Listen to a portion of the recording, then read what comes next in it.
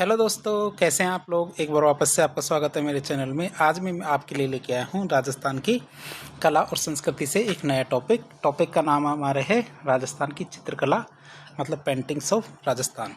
तो आज राजस्थान की चित्रकला के बारे में डिटेल से पढ़ेंगे। शुरुआत करते हैं आज का टॉपिक। चित्रकला तो आज की बात है, लेकिन पहले के टाइम पे क्या है, जितने भी हमारे शैल होते थे, पत्थर होते थे, उन पे चित्र बनाया करते थे। तो राजस्थान में शैल चित्र भी काफ़ी ज़्यादा मिलते हैं। तो यदि आपसे पूछा जाए कि जो वर्तमान पेंटिंग्स होती है, चित्रकलाएँ होती है, उनसे पहले भी राजस्थान में कोई शैल चित्र मिलते हैं या नहीं, तो आपको बताना है। तो राजस्थान में आलनिया, कोटा, मतलब आलनिया और दर्रा, ये दोनों जगह कोटा में है। बैराट हमारे जयपुर में, दर नाम की जगह भरतपुर में। तो ये तीन जगह कौन कौन सी, कोटा में तो हमारे आलनिया दर्रा, जयपुर में बैराट और भरतपुर में दर। इन जगहों पे क्या है, शैलाश्रय मिले हैं। शैलाश्रय का मतलब जो गुफाएं हैं, तो गुफाओं की जो दीवारें हैं, क्या पत्थर हैं, उनके ऊपर आदि मानव के द्वारा बनाए गए रेखांकन चित्र मिले हैं, जो हमारे प्रारंभिक चित्रण परंपरा को दर्शाते हैं। कि ऐसा नहीं है कि राजस्थान में शुरुआत में चित्र हमारे 17वीं 18वीं शताब्दी में बनने शुरू हुए थे, ऐसा नहीं था। उससे पहले हमारे जो आदि मानव थे, उन्होंने भी चित्र बनाए थे। वीएस वाकणकर ने राजस्थान में 1953 में, किसने, वीएस वाकणकर ने राजस्थान में 1953 में कोटा में चंबल घाटी और दर्रा, झालावाड़ के निकट कालीसिंध घाटी और अरावली में माउंट आबू और ईडर में चित्रित जो शैलाश्रय है, उनकी खोज की थी।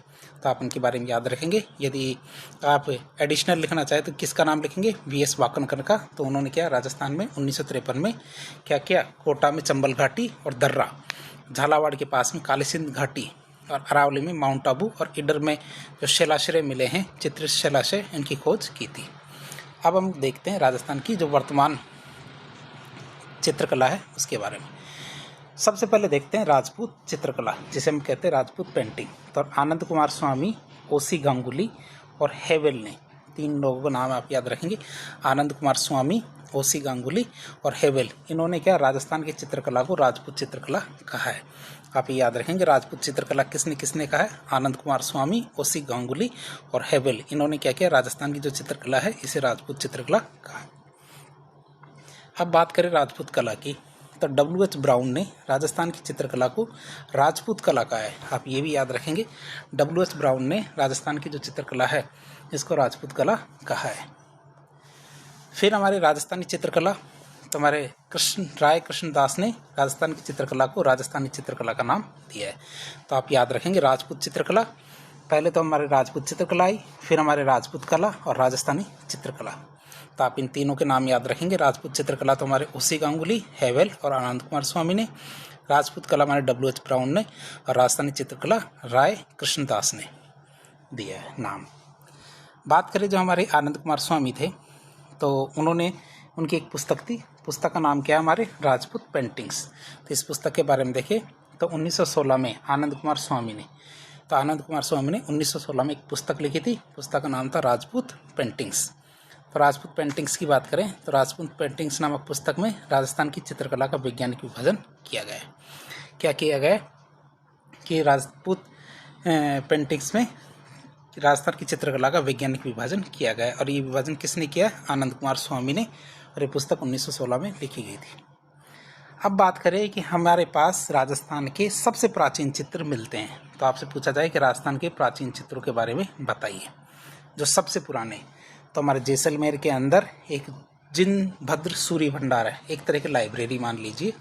जो हमारे जैसलमेर का किला है, यदि आप उसके थोड़ा अंदर जाएंगे तो वहाँ आपको जिनभद्र सूरी भंडार देखने को मिलेगा। अब ये जिनभद्र सूरी भंडार क्या है, ये एक तरह का पुस्तकालय है जहाँ प्राचीन काल की पुस्तकें रखी गई है। तो वहाँ पे हमें प्राचीन काल की जैन मुनियों की पुस्तकें भी रखी हुई मिलेगी। क्या, जैन मुनि थे, उन्होंने जो पुस्तकें लिखी थी वो हमारे जिनभद्र सूरी भंडार में रखी हुई है, और ये आपके जैसलमेर के किले के अंदर सुरक्षित रखी हुई है। तो राजस्थान की देखिए, तो राजस्थान के प्राचीन चित्रित ग्रंथ, मतलब सबसे पुराना यदि कोई पूछा जाए चित्र की, तो हमारे जैसलमेर के जिनभद्र सूरी भंडार में रखे गए।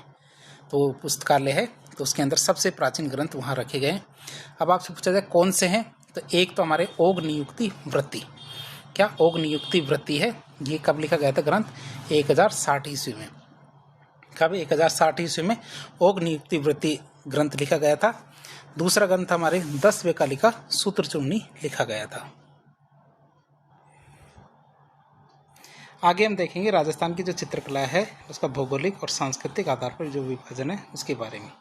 तो राजस्थान की चित्रकला का भौगोलिक और सांस्कृतिक आधार पर विभाजन देखते हैं। तो भौगोलिक और सांस्कृतिक आधार पर राजस्थान की चित्रकला को 4 भागों में बांटा गया है। कौन कौन सी? एक तो हमारी मेवाड़ शैली है, एक हमारी मारवाड़ शैली, एक हमारी है हाड़ौती शैली और एक हमारी कौन सी? ढूंढाड़ी शैली। इन चारों शैलियों का नाम आप याद रखेंगे। तो पहली कौन सी? हमारी मेवाड़ी शैली। तो मेवाड़ शैली की बात करें तो इसमें कौन कौन सी उपशैलियाँ हैं?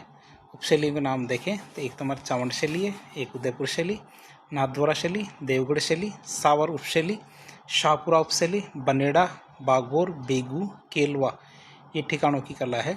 एक बार परीक्षा में क्या ये हमारे ठिकाने भी पूछ लिए गए थे कि ये ठिकाना कौन सी शैली से संबंधित है। तो मेवाड़ में कौन कौन सी है? चावंड शैली, उदयपुर शैली, नाथद्वारा शैली, देवगढ़ उपशैली, सावर उपशैली, शाहपुरा उपशैली, बनेड़ा, बागोर, बेगू, केलवा, ये ठिकानों की शैली है, ये भी इसके अंदर शामिल है। मतलब मेवाड़ के अंदर ये मेवाड़ शैली है, मेवाड़ शैली के अंदर ये वाला क्षेत्र आता है। जैसे ये वाला क्षेत्र है तो ये वाला क्षेत्र पूरा मेवाड़ शैली के अंदर शामिल किया जाएगा। आप इसे याद रखेंगे। इस मैप को थोड़ी सी देर बाद दोबारा देखेंगे। दूसरी आती है मारवाड़ शैली। मारवाड़ शैली में कौन कौन सी शैलियाँ आती है? हमारी जोधपुर शैली, बीकानेर शैली, किशनगढ़ शैली, अजमेर शैली, नागौर शैली, सिरोही शैली, जैसलमेर शैली और घाणेराव, रिया, भिणाय, जूनिया, ये जो बहुत सारे ठिकाने हैं ये ठिकानों की कलाएँ भी मारवाड़ शैली के अंदर ही शामिल होगी।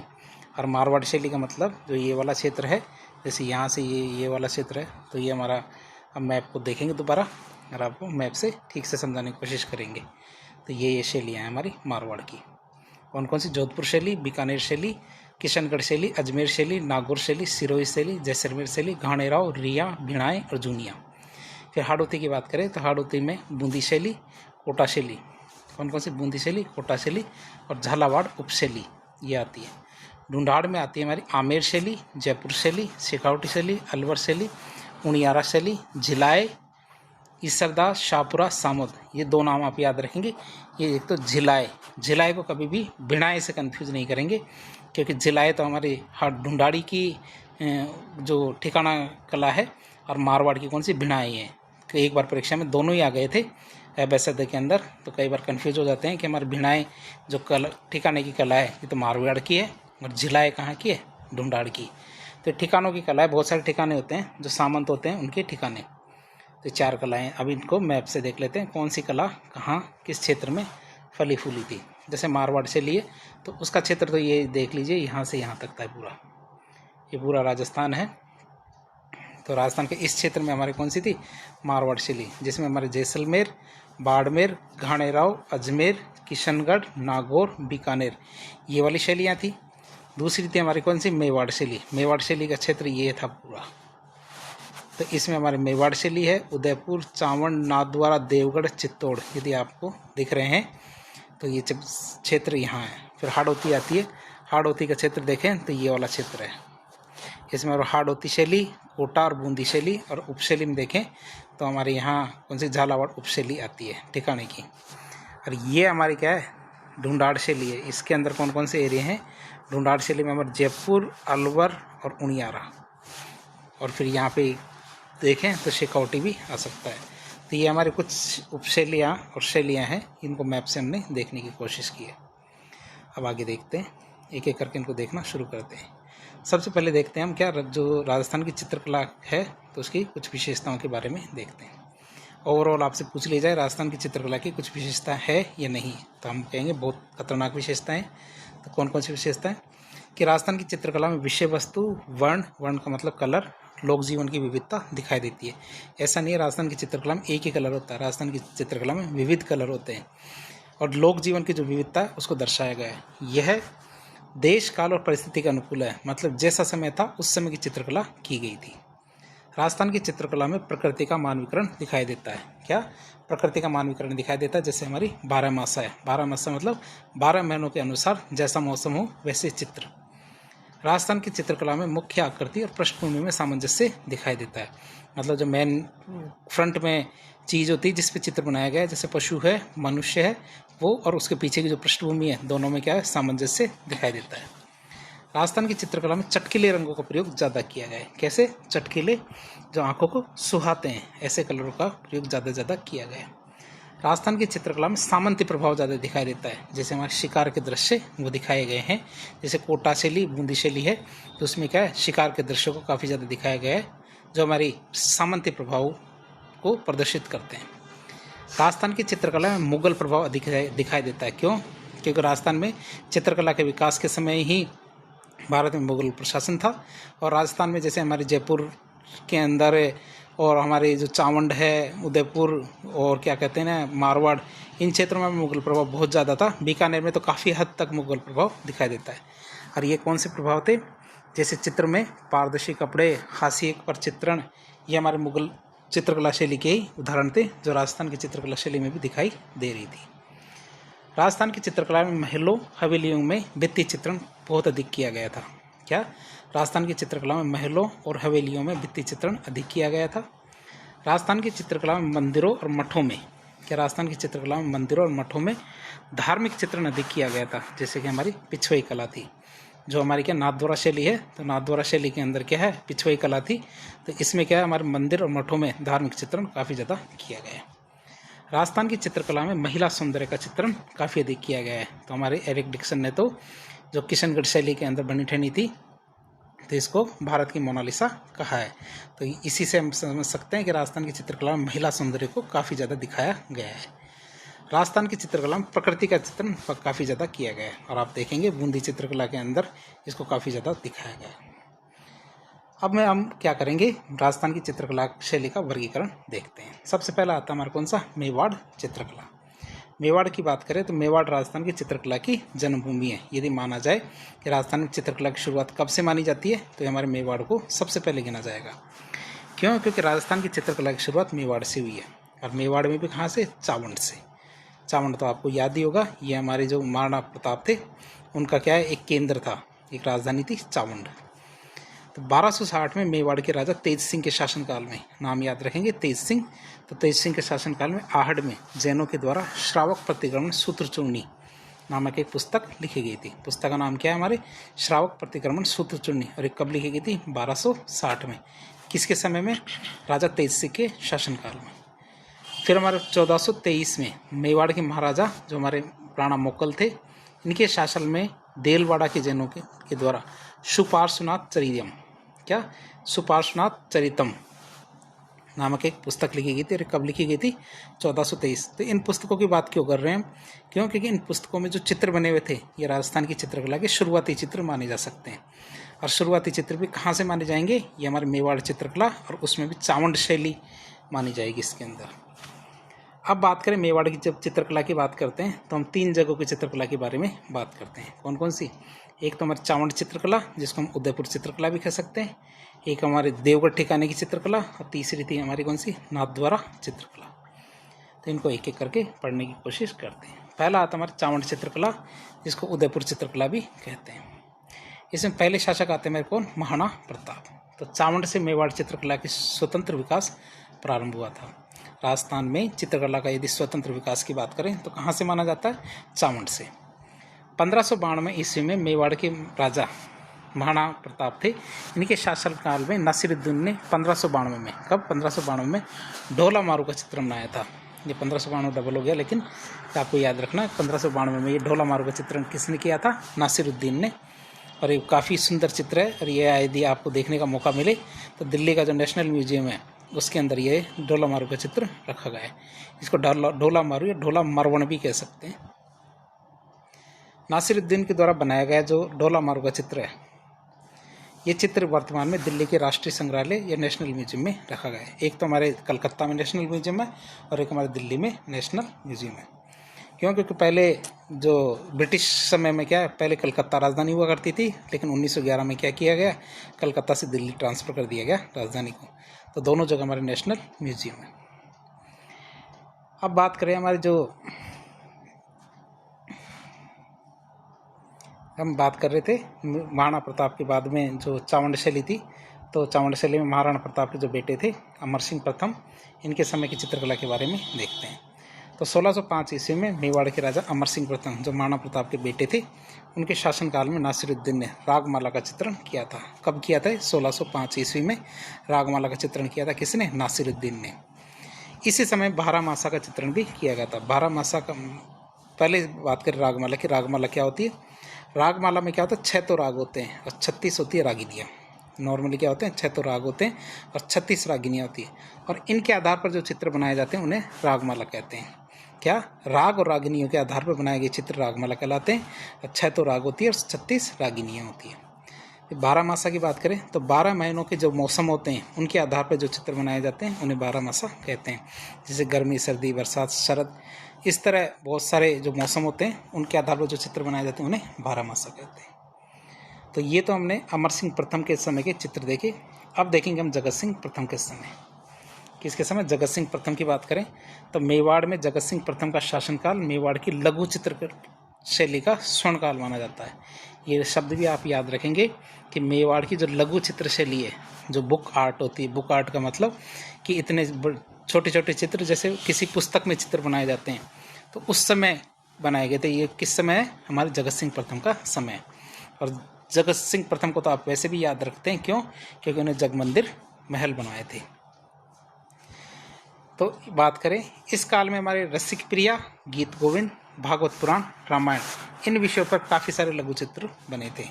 तो हमारे जगत सिंह प्रथम की बात करें तो इनके काल में हमारे रसिक प्रिया, गीत गोविंद, भागवत पुराण, रामायण, इन विषयों पर लघु चित्रों का निर्माण हुआ था। जगत सिंह प्रथम ने राजमहल में चित्रकला विभाग की स्थापना की थी। क्या? जगत सिंह प्रथम ने राजमहल में चित्रकला विभाग की स्थापना की थी, जिसे हमारे चितेरों की ओबरी कहा जाता है। चितेरों की ओबरी मतलब राजमहल था, तो राजमहल में एक बहुत बड़ा कमरा केवल चित्रकारों के लिए, स्पेशल चित्रकारों के लिए ही बनवाया गया था। ध्यान रखना आप, राजमहल के अंदर जो हमारा उदयपुर का सिटी पैलेस है वही हमारा राजमहल है। तो उसके अंदर क्या है? एक कमरा बनवाया गया था जो केवल पेंटर्स के लिए था, जिसका नाम क्या रखा गया? चितेरों की ओबरी। ओबरी का मतलब होता है कमरा। चित्तौड़ की ओबरी को तस्वीरारू कारखानों भी कहा जाता है। क्यों? क्योंकि यहाँ तस्वीरें बनती है, और जहाँ कोई चीज़ बनती है उसे कारखाना कहते हैं। ओबरी का मतलब कमरा और चित्तेरे मतलब क्या होता है? पेंटर। तो आप इसे याद रखेंगे, चित्तेरों की ओबरी। अब बात करें मेवाड़ के जो राजा थे जगत सिंह प्रथम। मेवाड़ के राजा जगत सिंह प्रथम के शासनकाल में साहिबदीन, नाम याद रखेंगे साहिबदीन, इन्होंने रागमाला का चित्रण किया था। नाम याद रखेंगे साहिबदीन। तो साहिबदीन ने क्या किया था? रागमाला का चित्रण किया था। जगत सिंह प्रथम के शासनकाल में साहिबदीन ने मेवाड़ महाराणाओं के व्यक्तिगत चित्र बनाए थे। व्यक्तिगत चित्र का मतलब होता है केवल और केवल पोर्ट्रेट होते हैं ना, केवल सिंगल राजा एक चित्र में। तो यदि आप ये देखना चाहते हैं तो ये हमारे फतेहपुर जो झील है, फतेह सागर झील है, तो फतेह सागर झील के पास जो महाराणा प्रताप म्यूजियम है, तो उसके अंदर जाके ये चीज़ें देख सकते हो आप, व्यक्तिगत चित्र देख सकते हो महाराणाओं की। जगत सिंह प्रथम के शासनकाल में मनोहर भी एक बहुत ही इंपॉर्टेंट चित्रकार था। नाम याद रखेंगे, मनोहर। जगत सिंह प्रथम के शासनकाल में और कौन कौन से चित्रकार थे? साहिबदीन और मनोहर, ये दोनों नाम आप याद रखेंगे। फिर आते हैं अगले शासक, कौन? जयसिंह। मेवाड़ के राजा जयसिंह के शासनकाल में लघु चित्रों का चित्रण बहुत ज़्यादा हुआ था। किसका? लघु चित्रों का चित्रण बहुत ज़्यादा हुआ था। किनके काल में? जयसिंह के काल में। फिर आते हैं हमारे संग्राम सिंह द्वितीय। यदि आपको याद है संग्राम सिंह द्वितीय का नाम, तो संग्राम सिंह द्वितीय कौन थे? संग्राम सिंह द्वितीय वो थे जो मराठों को भगाने के लिए 17 जुलाई 1734 में जो एक सम्मेलन किया गया था, तो उसके अध्यक्ष थे हमारे कौन? संग्राम सिंह द्वितीय। तो वो हमारे हुड्डा सम्मेलन था। और हुड्डा सम्मेलन क्यों किया गया था? क्यों? क्योंकि राजस्थान से मराठों को दूर रखना था, इसलिए हुड्डा सम्मेलन किया गया था। लेकिन आयोजन से पहले हमारे संग्राम सिंह द्वितीय, उसमें उनकी मृत्यु हो जाती है और इसकी अध्यक्षता कौन करते हैं? इनके बेटे जगत सिंह द्वितीय। तो उन्हीं संग्राम सिंह द्वितीय की बात करते हैं। ये वो नहीं है महाराणा सांगा, क्योंकि सांगा का पूरा नाम भी संग्राम सिंह था।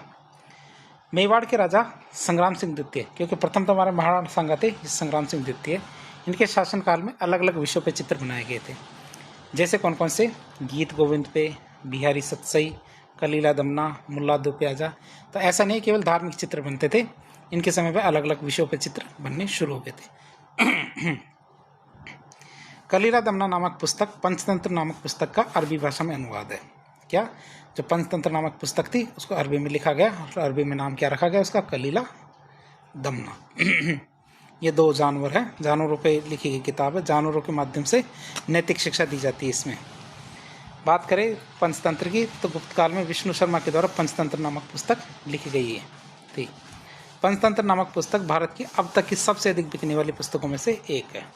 कौन सी पुस्तक है? पंचतंत्र। तो पंचतंत्र क्या हमारे भारत की सबसे अधिक बिकने वाली पुस्तकों में से एक है। अब बात करें चावंडी उदयपुर चित्रकला की शैली की विशेषताएं क्या है। चित्रों की बात करते हैं इसमें पुरुषाकृति कैसी होती है? हमारे गठीली मूछों से युक्त भरे चेहरे होते हैं, मतलब ऐसे हल्के फुल्के कमजोर चेहरे नहीं होते, भरे भरे मोटे चेहरे होते हैं। विशाल नयन होते हैं, खुले हुए अधर होते हैं, छोटी गर्दन, छोटा ग्रीवा, छोटा कद, उदयपुर पगड़ी, लंबा साफा, जैसे हमारे अटपटी पगड़ियाँ। तो ये हमारे पुरुषों की विशेषताएं होती है चित्रों में। कौन कौन सी? गठीली मूछों से भरे चेहरे, विशाल नयन, खुले हुए अधर, छोटी ग्रीवा, छोटा कद, उदयपुरी पगड़ी, लंबा साफा। और ये हमारी क्या? अटपटी पगड़ियाँ पहनते हैं। स्त्रियों की बात करें तो सरलता के भाव से युक्त मीनाकृत आंखें, मीनाकृत मतलब मछली की जैसी आंखें, सीधी लंबी नाक, भरी हुई दोहरी चिबुक, टिगना कद, लुगड़ी घाघरे, कंचुली, ठेठ, जो हमारे ठेठ ग्रामीण राजस्थानी आभूषण होते हैं ना उनसे सुसज्जित, जो हमारे प्राचीन काल पे आभूषण होते थे। ठेठ जो होता है ना, शुद्ध, ठेठ का मतलब होता है शुद्ध, जो राजस्थानी आभूषण से सुसज्जित महिलाओं के चित्र या स्त्री के चित्र होते थे। प्रकृति की बात करें तो प्रकृति का संतुलित चित्रण मेवाड़ चित्रकला की एक प्रमुख विशेषता मानी जाती है। खासकर चित्रों में कदम का पेड़ काफ़ी ज़्यादा दिखाया गया है। कदम मतलब केले का पेड़। इनमें शिकार के दृश्य में 3D प्रभाव देखने को मिलता है। शिकार के दृश्य में क्या देखने को मिलता है? 3D प्रभाव। 3D प्रभाव का मतलब होता है कि जो वस्तु या जो व्यक्ति जितना बड़ा होगा उतना आगे, और यदि वो छोटा है तो वो दूर है। तो इससे क्या चित्र 3D रूप में देखने को मिलते हैं। अधिकतर लाल, पीले, हरे, नीले, सफ़ेद सूचक रंगों का उपयोग किया गया है। तो ये हमारी क्या? चावंडी या उदयपुर चित्रकला शैली की विशेषता है। अब बात करें चावंडी या उदयपुर चित्रकला शैली के मुख्य चित्रकार कौन कौन है। एक तो पहला हमारा नाना राम है। नाना राम की बात करें तो नाना राम ने महाराणा उदय सिंह के शासनकाल में भागवत पुराण का परिजात अवतरण का चित्र बनाया था। भागवत पुराण के अंदर एक परिजात अवतरण का चित्र है। तो एक वैसे तो कथा थी, उस कथा चित्र के माध्यम से बताने की कोशिश की किसने? नाना राम ने। तो हम आपके लिए लेके आए जो परिजात अवतरण का चित्र था उस चित्र के बारे में। तो हमारे विष्णु के साथ ये भगवान विष्णु हैं, इनके साथ इनकी पत्नी लक्ष्मी जी है। तो इस तरह ये पूरा चित्र बताया गया है इसके अंदर पूरा। और इनका वाहन जो गरुड़ है, तो नीचे गरुड़ है। तो परिजात अवतरण है। स्टोरी तो कभी आपको बाद में बताएंगे स्टोरी इसके बारे में, परिजात अवतरण की क्या स्टोरी है। दूसरा था हमारा कौन सा? नूरुद्दीन। नूरुद्दीन की बात करें तो नूरुद्दीन ने महाराणा जगत सिंह द्वितीय का चित्र बनाया था। किसने? नूरुद्दीन ने महाराणा जगत सिंह द्वितीय का चित्र बनाया था। अगले हमारे जो चित्रकार है वो हमारे गंगाराम। कौन है? गंगाराम। तो गंगाराम की बात करें तो गंगाराम में फिर कृपाराम और जगन्नाथ। तो हमारे ये अन्य चित्रकार हैं। नाम एक बार वापस बता दें आपको चित्रकारों के: नानाराम, नूरुद्दीन, गंगाराम, कृपाराम और जगन्नाथ। ये तो हमने चावंडी चित्रकला या उदयपुर चित्रकला देखी। अब देखते हैं देवगढ़ चित्रकला। देवगढ़ की बात करते हैं। देवगढ़ नामक स्थान राजस्थान के राजसमंद जिले में। कहाँ? राजसमंद जिले में। आपको ये तो पता ही होगी, जो मेवाड़ है तो मेवाड़ में 16 प्रथम श्रेणी के ठिकाने हुआ करते थे। और 16वें नंबर का ठिकाना कौन सा था? हमारा देवगढ़ ठिकाना। तो मेवाड़ का 16वां नंबर का ठिकाना था। और प्रत्येक ठिकाने में उमराव हुआ करते थे। तो 16 उमराव हुआ करते थे। पहला ठिकाना तो हमारा सलूम्बर होता था और अंतिम ठिकाना कौन सा होता था? देवगढ़ ठिकाना। तो 1680 में मेवाड़ के राजा थे महाराणा जयसिंह। इन्होंने द्वारकादास चुंडावत को देवगढ़ ठिकाना दिया था। तो हमारे द्वारकादास चुंडावत काफ़ी ज़्यादा खुश हो जाते हैं, वो राजा बन जाते हैं एक तरह से देवगढ़ ठिकाने के। चाहे राजा छोटे मोटे ही सही, लेकिन राजा तो राजा ही होता है। तो उन्होंने कहा कि हमारे राज में नई नई चीज़ें शुरू करो। तो उन्होंने देवगढ़ चित्रकला की शुरुआत की। तो द्वारकादास चुंडावत क्या? देवगढ़ का सामंत था। द्वारकादास चुंडावत के शासनकाल में देवगढ़ चित्रकला शुरू होती है। वो कहते हैं छोटे मोटे सही, लेकिन हमारी चित्रकला कुछ खास होनी चाहिए। अब ये क्या? देवगढ़ में फंसी रह गई चित्रकला और लोग इसके बारे में जान ही नहीं पाए और ये अंधेरे में खो गई। फिर आते हैं हमारे श्रीधर अंधारे, उसको अंधेरे में से निकालते हैं और सबको बताते हैं। तो हमारे श्रीधर अंधारे ने देवगढ़ चित्रकला के महत्व को प्रदान किया। मतलब इसकी जो विशेषताएं थी पूरी दुनिया को बताने का काम किसने किया था? श्रीधर अंधारे ने। इसको अंधेरे में से निकाल के उजाले में लेके आए। नाम अंधारे लेकिन लाए उजाले में। अब हम देखेंगे देवगढ़ चित्रकला की विशेषताएं क्या है। देवगढ़ चित्रकला में मेवाड़, मारवाड़ और ढूंढाड़, इन तीनों चित्रकलाओं का मिश्रण है। आप ध्यान रखेंगे, इन तीनों चित्रकलाओं का मिश्रण है। मतलब इसमें तीनों चित्रकलाओं की जो विशेषता है पाई जाती है देवगढ़ चित्रकला में। तो देवगढ़ चित्रकला में हमारे कौन कौन सी? मेवाड़, मारवाड़ और ढूंढाड़, तीनों चित्रकलाओं का मिश्रण है। मतलब तीनों की विशेषताएं पाई जाती है। इस चित्रकला में प्राकृतिक परिवेश, मतलब जो आसपास का माहौल होता है उसके, शिकार के दृश्य, अंतःपुर, अंतःपुर का मतलब होता है जहाँ रानियाँ रहती है। मुगल काल में जिसे हरम कहा जाता था, रानियाँ रहती थी उस जगह को, तो उसके चित्र मिलते हैं। राजसी, ठाट बाट, श्रृंगार, सवारी, इन सब के चित्र काफ़ी ज़्यादा देखने को मिलते हैं देवगढ़ चित्रकला में। देवगढ़ चित्रकला में पीले रंग का प्रयोग काफ़ी ज़्यादा किया जाता था। देवगढ़ चित्रकला में भित्ति चित्र भी काफ़ी ज़्यादा बनाए गए थे। जैसे आप देखेंगे मोती महल और अजारा की ओवरी, क्या मोती महल और अजारा की ओवरी, वहाँ जाके देखेंगे तो वहाँ के जो भित्ति चित्र है वो काफ़ी ज़्यादा स्पष्ट रूप से जो देवगढ़ चित्रकला की कहानी बताते हैं। दोनों जगह याद रखेंगे। तो ध्यान रखना, अजारा की ओवरी देवगढ़ चित्रकला से संबंधित जगह है। क्या जगह का नाम क्या है? अजारा की ओवरी। अब बात करेंगे देवगढ़ चित्रकला के कौन कौन से चित्रकार थे। देवगढ़ चित्रकला के चित्रकारों की बात करें तो कंवला, चोखा, बगता, हरचंद्र, नगा। क्या? कंवला, चोखा, बगता, नगा और हरचंद। नाम तो वैसे भी स्पेशली क्यों? क्योंकि नगा को आप नागा याद कर सकते हैं। जैसे ऐसे एक लाइन बोल के देखे कि नागा कांवला, कांवला मीन्स कौवा, तो नागा कांवला कैसा है? चोखा भागता है। तो कैसे भी याद कर सकते हैं, चोखा मतलब बहुत बढ़िया, भागता मतलब जो रनिंग मतलब भागता है। तो कैसे भी आप याद कर सकते हैं उसको कि नागा कंवला या कंवला नागाओं के चोखा भागता है। तो कैसे भी याद कर सकते हो, कंवला, चोखा, बगता, नगा और हरचंद। काफ़ी बार परीक्षाओं में इनके नाम पूछे गए हैं, तो आपको इनके नाम याद होने चाहिए। फिर आते अगली चित्रकला शैली हमारी कौन सी? नाथद्वारा चित्रकला शैली। तो मेवाड़ के राजा महाराणा राज सिंह के शासनकाल में नाथद्वारा चित्रकला शैली शुरू हुई थी। किनके समय पे? महाराणा राज सिंह के शासनकाल में हुई थी इसकी शुरुआत। यह क्या है? हमारे उदयपुर शैली और ब्रज शैली दोनों का समन्वित रूप मानी जाती है। नाथद्वारा शैली की बात करें तो इस शैली में हमारे ब्रज शैली और उदयपुर शैली दोनों का मिक्स रूप माना जाता है।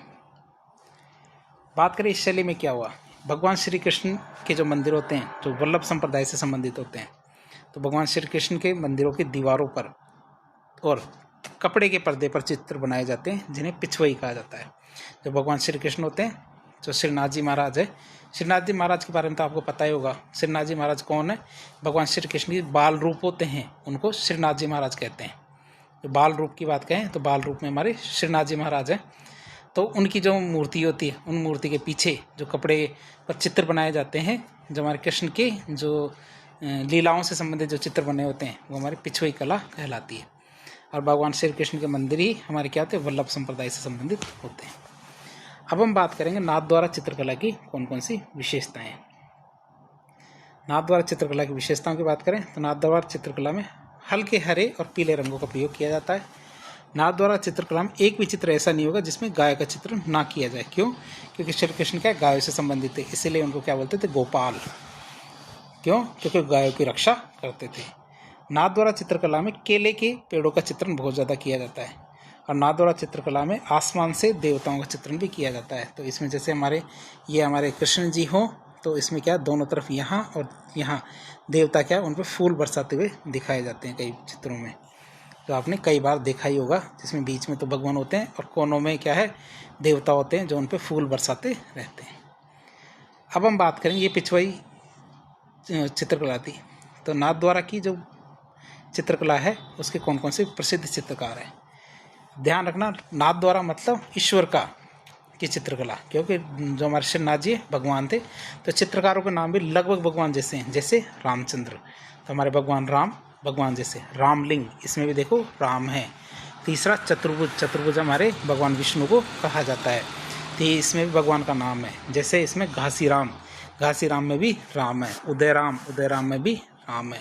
वैसे कि चंपालाल है तो चंपालाल नाम थोड़ा अलग है, तो इसको भी आप याद कर सकते हो। जैसे आपने यदि नो एंट्री मूवी देखी है तो नो एंट्री में जो हमारा फरदीन खान होता है वो चंपा चंपा चंपा काफ़ी ज़्यादा कहता है, तो चंपालाल, कैसे भी आप ये नाम याद कर सकते हैं।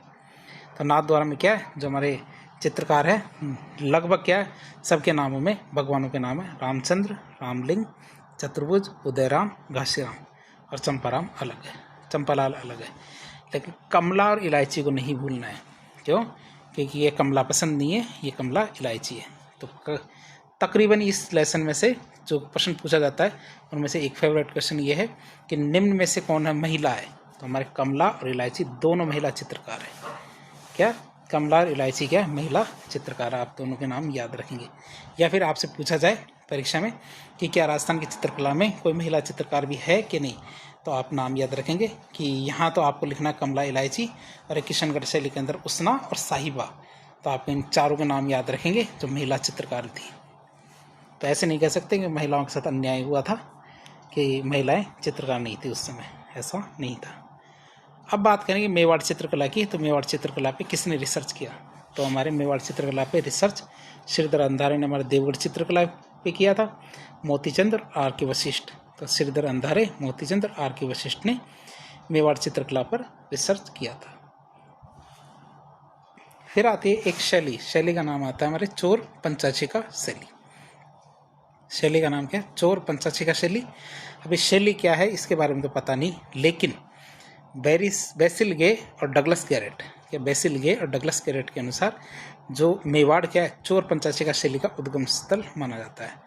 कि चोर पंचाक्षिका शैली क्या है, कहाँ से उत्पन्न हुई थी? ये हमारे मेवाड़ से उत्पन्न हुई थी। और ये बात किसने बताई थी? हमारे बेसिल गे और डगलस गैरेट ने बताई थी। ये क्या एक परीक्षा में आया हुआ क्वेश्चन था, तो समझने की क्या बात है, आप सीधा ही इसको याद कर सकते हैं कि चोर पंचाक्षिका शैली का उद्गम स्थल कहाँ है? हमारे मेवाड़ के अंदर। और किसके अनुसार? बेसिल गे और डगलस गैरेट के अनुसार। तो हमने मेवाड़ चित्रकला शैली देख ली। दूसरी आती है हमारी कौन सी? मारवाड़ चित्रकला शैली। कौन सी? मारवाड़ चित्रकला शैली। तो बात करें शुरुआत की, तो तिब्बती इतिहासकार लामा तारानाथ, ध्यान रखना लामा होते हैं, वहाँ के जो लोग होते हैं वो लामा होते हैं। तो नाम क्या है उनका? तारानाथ। उन्होंने 7वीं सदी में मारुदेश, जिसे हम क्या है मारवाड़ कहते हैं, वहाँ के चित्रकार श्रृंगधर का उल्लेख किया है। तो पहली बात देखिए मारवाड़ चित्रकला की, कि मारवाड़ चित्रकला में सबसे पुराना चित्रकार कौन था? नाम याद रखेंगे, श्रृंगधर। मारवाड़ चित्रकला का सबसे पुराना चित्रकार कौन है? श्रृंगधर। और ये किसने बताया था? ये हमारे लामा तारानाथ ने। तो लामा तारानाथ कौन था? तिब्बती इतिहासकार। तो उन्होंने बताया था मारू देश में, कब? 7वीं सदी में एक चित्रकार था श्रृंगधर, जिसने क्या किया, पश्चिम भारत में यक्ष शैली को जन्म दिया था। पश्चिम भारत में एक शैली थी, शैली का नाम क्या? यक्ष शैली। इस शैली को जन्म दिया था श्रृंगधर ने। और इसके जो प्रारंभिक चित्र थे हमें प्रतिहारकालीन ओद नियुक्ति वृत्ति में देखने को मिलते हैं।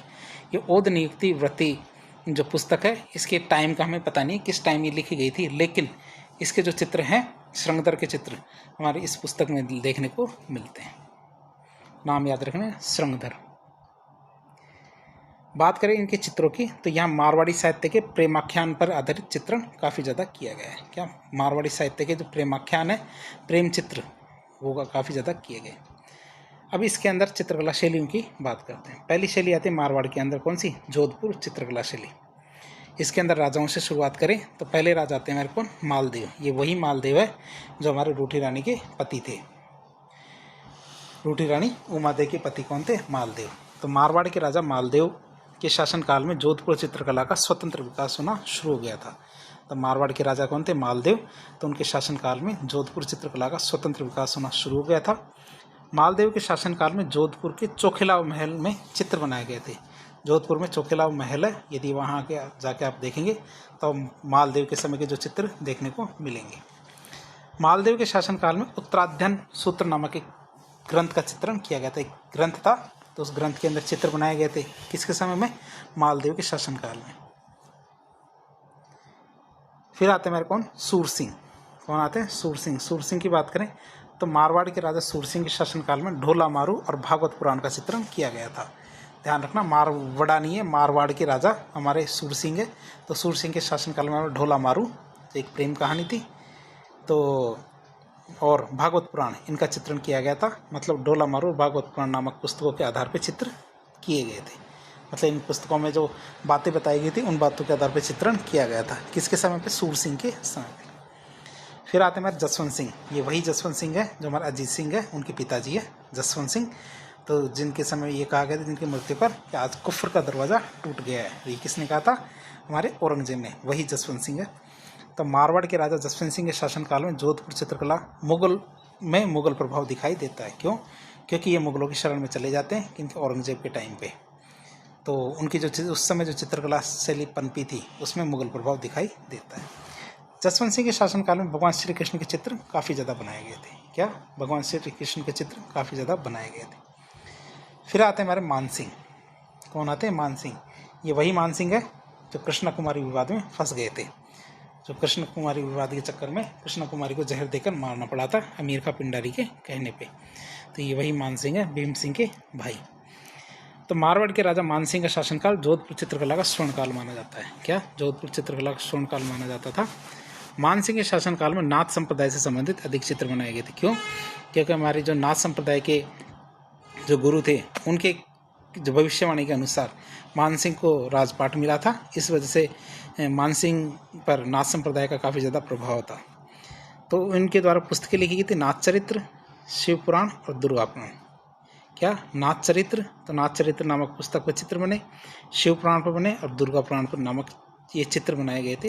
ये 3 पुस्तकें थी। तो मान सिंह के समय पे इन पे चित्र बने थे। मतीराम की पुस्तक थी रसराज, ध्यान रखेंगे। मतीराम की पुस्तक का नाम क्या है? रसराज। तो इसके 63 चित्र महामंदिर से प्राप्त होते हैं। जो हमारे रसराज पुस्तक में जो बातें बताई गई थी उन बातों की पर आधारित 63 चित्र बनाए गए महामंदिर में। ध्यान रखना, आप ये भी चीज़ याद रखें कि जो हमारे नाथ संप्रदाय से संबंधित 2 ही मंदिर है। 2 मंदिर क्यों? बहुत सारे मंदिर है, जिसमें खास कौन से? एक तो महामंदिर है और एक कौन सा? सिरे मंदिर है। आप इन दोनों को मंदिरों का नाम याद रखेंगे। एक तो सिरे मंदिर और महामंदिर, ये किससे संबंधित है? नाथ संप्रदाय से संबंधित मंदिर है। और आते हैं हमारे को दानाराम।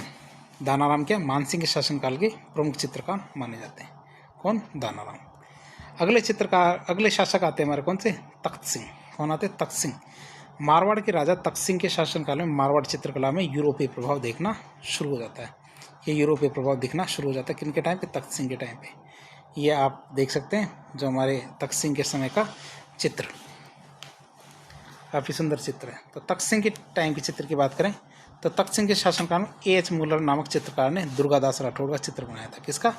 दुर्गादास राठौड़ का चित्र बनाया था। और ये आपके दुर्गादास राठौड़ है। मैं इसको जूम करके दिखा देता हूँ आपको चित्र में। ये दुर्गादास राठौड़ का चित्र है, A.H. मूलर ने बनाया था। अब दुर्गादास राठौड़ कौन थे? जिन्होंने जो हमारे 30 वर्षीय संघर्ष किया था किसके लिए? मारवाड़ के राजा अजीत सिंह को राजा बनाने के लिए 30 वर्षीय संघर्ष किया था। तो ये हमारे कौन है? दुर्गादास राठौड़। लेकिन लास्ट टाइम पे हमारे अजीत सिंह क्या है? मारवाड़ से इनको निकाल देते हैं, मतलब मारवाड़ से निष्कासन कर देते हैं। क्यों? क्योंकि वो इनसे जलना शुरू कर देते हैं। ये कौन? हमारे दुर्गादास राठौड़। और इनकी छत्री कहाँ पे? उज्जैन में। A.H. मूलर क्या? एक जर्मन चित्रकार था। तो तख्त सिंह के टाइम पे जो हमारे ब्रिटिश नई यूरोपीय प्रभाव देखने शुरू हो जाता है। अब बात करेंगे हमारे जोधपुर चित्रकला शैली की विशेषताएं क्या क्या थी। तो जोधपुर शैली के जो पुरुष होते थे वो लंबे चौड़े होते थे, गठीले बदन के, और उनके गलमुछ होती है। गलमुछ का मतलब कैसे होता है? ये मूछें ऐसे होती है, ऐसे करके ऐसे गोल गोल गोल गोल घूमती है, और इधर भी गोल गोल गोल गोल घूमती है। इस तरह की मूछें होती थी। और ये मुँह है, तो इस तरह की मूछें होती थी, गलमुछ कहते हैं इसको। ये ऐसे जैसे मेवाड़ में तो क्या होती है? इस तरह की मूछें होती है, हमारे पैनी पैनी मूछें होती है। लेकिन जो मारवाड़ में पैनी पैनी मूछें नहीं होती। कैसी मूछें होती है? गलमुछ होती है। ऊंची पगड़ी, राजसी वैभव के वस्त्र आभूषण। स्त्रियों की बात करें तो स्त्रियों की वेशभूषा में ठेठ राजस्थानी लहंगा, ओढ़नी, लाल कुंदनों का प्रयोग बहुत ज़्यादा हुआ है। किसमें? जोधपुर चित्रकला की शैली में देखें तो। आँखों की बात करें तो इसमें बादाम सी आँखें, ऊंची पाग जोधपुर शैली की अपनी निजी देन मानी जाती है। क्या? बादाम सी आँखें, ऊंची पाग, जो ऊंची ऊंची पगड़ियाँ, ये जोधपुर शैली की अपनी खुद की विशेषताएं। मारवाड़ शैली में लाल पीले रंग का बाहुल्य, ये क्या है? इसकी स्थानीय विशेषता है। मारवाड़ शैली में क्या? लाल पीले रंग का बाहुल्य क्या करता है? इसकी स्थानीय विशेषता दर्शाता है। प्रकृति का चित्रण मारवाड़ के परिवेश, बादलों का अधिक चित्रण के अनुकूल हुआ है। प्रकृति का चित्रण क्या? मारवाड़ के परिवेश मतलब बादलों का अधिक चित्रण हुआ है। ये बहुत ज़्यादा परीक्षा में पूछा गया है कि मारवाड़ शैली की बात करें तो किस शैली में खंजन पक्षी को काफ़ी ज़्यादा बताया गया है। तो ऐसी कौन सी शैली है राजस्थान की चित्रकला शैली जिसमें खंजन पक्षी को काफ़ी ज़्यादा दिखाया गया है, तो आपको बताना है। जो आपकी जोधपुर शैली है, तो जोधपुर शैली के अंदर ये क्या है, खंजन पक्षी का चित्रण काफ़ी ज़्यादा किया गया है।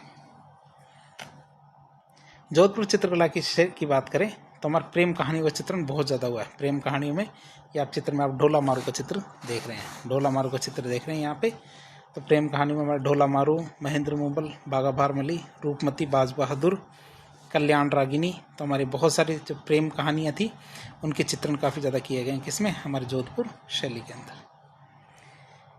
अब म्यूरल्स इन मारवाड़ की बात करें तो म्यूरल्स इन मारवाड़ ये एक किताब है। किताब किसके द्वारा लिखी गई थी, रामावतार अग्रवाल के द्वारा।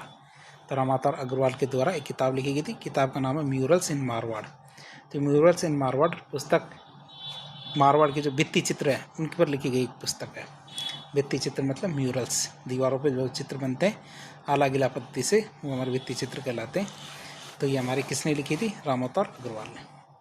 अब हम देखेंगे जोधपुर चित्रकला शैली के प्रमुख चित्रकार कौन कौन है। सबसे पहले आते हैं हमारे डालचंद। कौन आते हैं, डालचंद। तो इनके चित्र की बात करें तो महाराणा अभय सिंह नृत्य देखते हुए चित्र बनाए थे इन्होंने।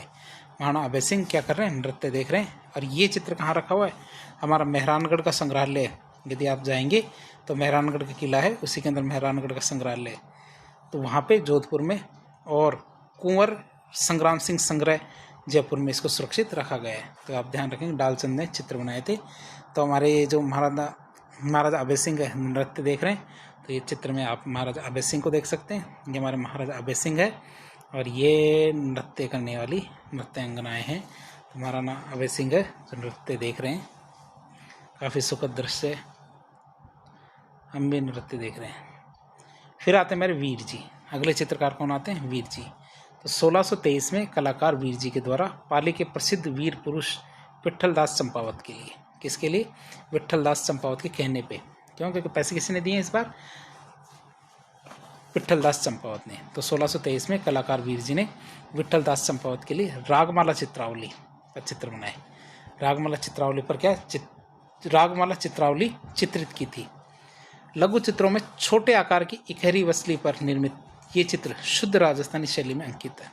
ध्यान रखना, ये वाले जो चित्र है वीर जी के द्वारा बनाए गए थे, रागमाला चित्रावली पे जो चित्र बनाए थे, ये क्या शुद्ध राजस्थानी शैली से बनाए गए। अगले चित्रकार आते हैं कौन, शिवदास, शंकरदास, अमरदास, जीतमल और छज्जू। कौन कौन से, जैसे हमारे एक तो ढालचंद थे, फिर वीर जी हैं, फिर शिवदास, शंकरदास, अमरदास, जीतमल और छज्जू, ये अन्य चित्रकार हैं। अगली शैली आती है कौन सी, बीकानेर शैली। बीकानेर शैली की बात करें तो इसमें कौन कौन से राजाओं से शुरू करें। पहले राजा आएंगे इसमें राय सिंह। तो बीकानेर के राजा राय सिंह के शासनकाल में बीकानेर चित्रकला का स्वतंत्र विकास होना शुरू हो गया था। बीकानेर के राजा राय सिंह के शासनकाल में भागवत पुराण का चित्रण किया गया था। किसका, भागवत पुराण का चित्रण किया गया था बीकानेर के राजा राय सिंह के शासनकाल में। फिर आते हैं हमारे कौन, दूसरे शासक आते हैं अनूप सिंह। कौन आते हैं, अनूप सिंह। तो बीकानेर के राजा अनूप सिंह का शासनकाल बीकानेर चित्रकला का स्वर्णकाल माना जाता है। तो बीकानेर चित्रकला का स्वर्णकाल माना जाता है क्या, बीकानेर के राजा अनूप सिंह का शासनकाल। अब बीकानेर चित्रकला की बात करें तो बीकानेर चित्रकला को दो भागों में बांट के पढ़ते हैं। कैसे कैसे, क्यों, क्योंकि बीकानेर में दो प्रकार की चित्रकलाएँ थी। एक तो हमारी उस्ता कला थी और एक थी हमारी मथेरन कला। दो कलाएँ थी, कौन कौन सी, उस्ता कला और मथेरन कला। उस्ता कला मतलब उस तरह वाली कला, क्या होते हैं, दो तरह से आप इसको याद कर सकते हैं। एक तो क्या होते हैं, मुस्लिम जो संप्रदाय होता है, ये मुस्लिम समाज होते हैं, उसमें जो गुरु होते हैं उसको उस्ताद कहते हैं। ध्यान रखेंगे, जो हमारे गुरु होता है उसको उस्ताद कहते हैं, और गुरु के द्वारा दी गई कला कौन सी थी, उस्ता कला। और फिर दूसरी बात देखें, उस्ता कला मतलब उस तरह वाली कला, क्योंकि उस तरह से बनाई जाती है। तो इसमें क्या होता है, तो उस्ता कला में ऊँट के चमड़े पर सोने का कार्य किया जाता है, सोने से डिजाइनें बनाई जाती है। आप ये ना सोचें कि ज़रूरी नहीं है कि ऊँट जिंदा हो, तो ऊँट के चमड़े पर किया जाता है। हो सकता है मरे हुए ऊँट की जो खाल है उस पर सोने का काम किया जाए, या फिर जिंदा जो ऊँट है उस पर भी ये की जा सकती है। अब ये तो क्या है, चित्र थोड़ा भ्रमित करता है। जैसे चित्र ये बना हुआ है कि ये कई जगह आपको बताया जाता है कि जैसे ऊँटों पे ये जो चित्र बना दिए यही उस्ता कला है, जरूरी नहीं यही उस्ता कला हो, ये भी उस्ता कला है। ऐसा नहीं कि ये नहीं है, केवल ये ही नहीं है। जो खाल होती है ऊँटों के मरने के बाद, तो उन ऊँटों की खालों पर क्या है, जो खालिस्तान होते हैं उन खालिस्तान में क्या सोने के तार भरे जाते हैं, या फिर सोना पिघला के भरा जाता है। इससे क्या वो जो हमारे ऊँट की खाल क्या है बेहद मनोरम लगती है। तो वो भी हमारी उस्ता कला है।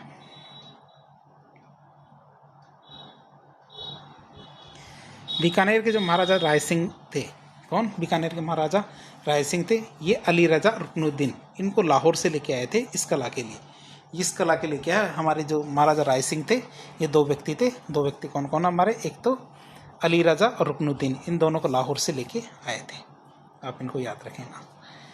मुस्लिम चित्रकारों ने हिंदू देवताओं के चित्र बनाए थे। अब इसमें सांप्रदायिकता देखने को नहीं मिलेगी आपको। मतलब ऐसा नहीं है कि हिंदू के चित्र बना रहे, मुस्लिम के चित्र बना रहे, ऐसा नहीं है। इनके टाइम पे बीकानेर के जो बीकानेर शैली है, तो बीकानेर शैली में मुस्लिम चित्रकारों ने हिंदू देवताओं के चित्र भी बनाए। बीकानेर के कैमल हाइट ट्रेनिंग सेंटर में उस्ता कला सिखाई जाती है। तो बीकानेर में कैमल हाइट ट्रेनिंग सेंटर है, तो वहाँ पे क्या उस्ता कला सिखाई जाती है। अब उस्ता कला की बात करें तो उस्ता कला के कौन कौन से चित्रकार हैं उनकी बात करें तो आसिर खां, हसन खां, रामलाल और हैसामुद्दीन। हैसामुद्दीन की बात करें तो हैसामुद्दीन को तो पद्मश्री पुरस्कार भी मिल चुका है उस्ता कला के लिए। ये हैसामुद्दीन को पद्मश्री पुरस्कार मिल चुका है। दूसरी कला आती है हमारी कौन सी, मथेरन कला। कौन सी आती है, मथेरन कला। मथेरन कला की बात करें तो बीकानेर के महाराजा अनूप सिंह के शासनकाल में, किसके, बीकानेर के महाराजा अनूप सिंह के शासनकाल में मथेरन कला को प्रोत्साहन दिया गया था। किसको प्रोत्साहन दिया गया, मथेरन कला को प्रोत्साहन दिया गया था। और मथेरन की बात करें तो मथेरना क्या थी, जैन चित्रकार हुआ करते थे। जो जैनों के अंदर चित्रकार हुआ करते थे वो मथेरना कहलाते थे। और ये किस प्रकार चित्रण किया करते थे, इन्होंने गीली दीवारों पे, चूने की जो गीली दीवारें होती है उन पे राजा महाराजाओं के चित्र बनाए थे। चित्र में आप देख सकते हैं मथेरन कला को। ये हमारी जो एक कोई रूम है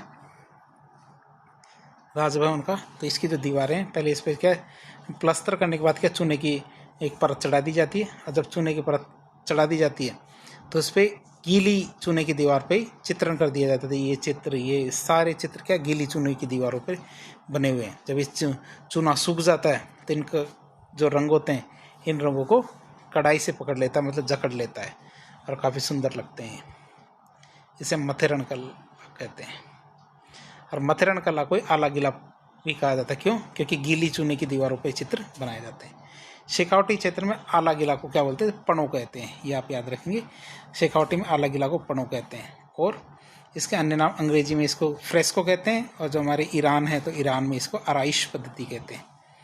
और भी कई जगह इसको टेम्पेरा भी कहते हैं। तो इसके कई नाम हैं, जैसे हमारे राजस्थान में तो आला गीला कह सकते हैं, मथेरन कला भी कह सकते हैं, फ्रेस्को, आराइश, टेम्पेरा सभी नामों से जाना जाता है।